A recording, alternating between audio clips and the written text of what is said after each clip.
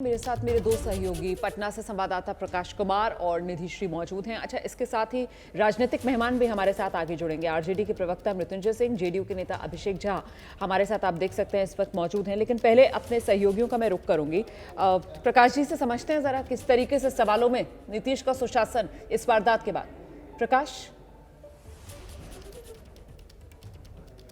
निधि हमारे साथ हैं। ये स्पॉट पे आई थी रात में, इन्होंने जो देखा था, अब दिन है, उजाला है। मैं आपको तफसील से कुछ बातें बताना चाहूंगा। देखिए, जो घटना स्थल है वहां पर मैं दिखा रहा हूं कि अभी भी जो शीशे हैं वो पड़े हुए हैं और उसे देखा जा सकता है, जबकि पुलिस वालों को ये जगह जो है वो कॉर्डन कर देना चाहिए, चारों तरफ से घेर लेना चाहिए ताकि जो फोरेंसिक टीम है वो ठीक तरीके से काम कर सके। और दूसरी बात यह है कि रोमाना, जो सबसे बड़ा सवाल है वो है नीतीश सरकार घेरे में क्यों है। पुलिस मुख्यालय, आपको रोमाना पता है बिहार के डीजीपी कौन है? नहीं मालूम होगा। एडीजी स्पोक्स पर्सन कौन है? नहीं मालूम होगा, क्योंकि ये लोग आते ही नहीं है, मीडिया को ब्रीफ ही नहीं करते हैं। ये स्थिति हो गई है पुलिस मुख्यालय की कि नीतीश कुमार की भी बात नहीं मानते हैं वो। मैं बड़ी जिम्मेदारी से बात कह रहा हूं, क्योंकि पुलिस वाले कभी किसी से बात ही नहीं कर रहे हैं। घटनाएं हो रही हैं और पूरी पुलिस शराबबंदी को लागू करने में रही है, जो विफल है बिहार में। निधि, आप कल रात थी यहाँ पर, आपने देखा होगा पुलिस वालों से पूछताछ कर रही थी, वो कुछ नहीं बोल रहे थे। आपको नहीं लगता है कि ये घटना को रोका जा सकता था? कितनी छोटी गली है, पुलिस वाले का प्रकाश, मुझे लगता है अगर निधि को मेरी आवाज मिल रही हो, निधि अगर आपको मेरी आवाज मिल रही है तो देखिए, आपकी रिपोर्ट अभी हमने दिखाई, हमने आपका वो सवाल बार बार दर्शकों को सुनाया जिसमें आप पुलिस से पूछ रही हैं कि पुलिस की लापरवाही, उसका किसी के पास कोई जवाब नहीं है। आपने एक और बेसिक सवाल पूछा कि भाई बाइक सवार थे या कार सवार थे, किसी को कोई क्लू नहीं है। अब जबकि इतने घंटे बीत चुके हैं, अभी कोई क्लू आया किसी के हाथ में या अभी भी पूरी तरीके से खाली हाथ?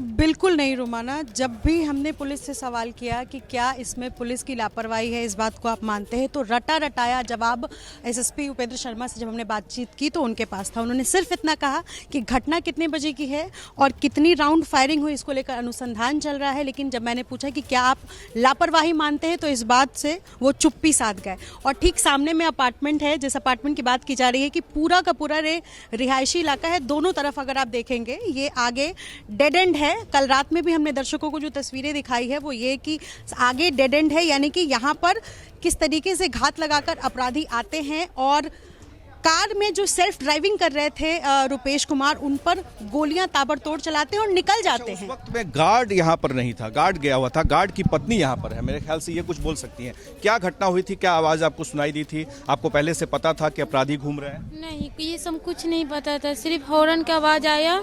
गाड़ी खोलने के लिए छोटी बच्ची के भेजे।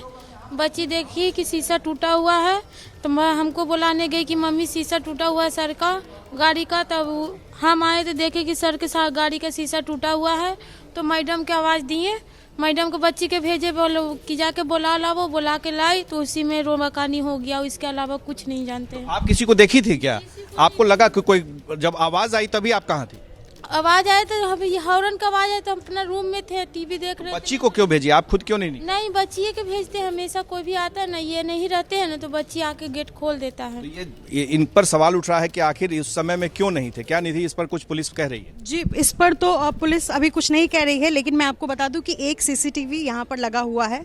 जरा दर्शकों को बता दें कि सीसीटीवी क्या काम कर रहा है। कल रात में भी हमने यहाँ जो अपार्टमेंट में जो लोग रहते हैं उनसे पूछा कि क्या ये सीसीटीवी काम कर, उन्होंने बोला नहीं, जब से ये लगा है उसके कुछ दिनों बाद खराब हुआ और उसके बाद ये सीसीटीवी काम नहीं कर रहा है। अब आप समझ सकते हैं, मेरे कैमरा पर्सन सीधे सामने आपको तस्वीर दिखाएंगे कि एकदम बिल्कुल सामने में वो कार लगी हुई थी। कार में जो कांच है वो टूटकर नीचे बिखरा हुआ है, यानी कि ठीक अगर सीसीटीवी कैमरा चल रहा होता, वर्किंग कंडीशन में होता, तो बहुत हद तक तस्वीर साफ होती। लेकिन देखिए कि बिल्कुल अपार्टमेंट के ठीक बाहर शाम 7:30 बजे की घटना है और जब रुपेश कुमार अपने घर पहुंचने वाले थे तभी घात लगाकर अपराधियों ने उन पर अंधाधुंध फायरिंग की। एक और जानकारी दे दूं कि पुलिस टीम जो है वो एक एसआईटी की टीम गठित कर दी है, लेकिन और जो एसटीएफ के लोग हैं वो काम कर रहे हैं। जो मेरी जानकारी है, जो यहाँ पर उस वक्त में कितने मोबाइल काम कर रहे थे, डंप करके उस पर काम किया जा रहा है, पर हाथ तो अभी तक खाली हैं। अभी तक तो कोई सुराग तक नहीं मिला है। ये भी नहीं पता चला है कि जिसने गोलियां बरसाई अकेला था, उसके साथ लोग मौजूद थे,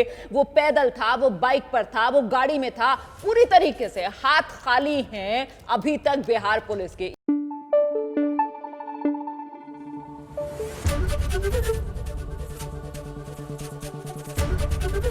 एबीपी न्यूज आपको रखे आगे।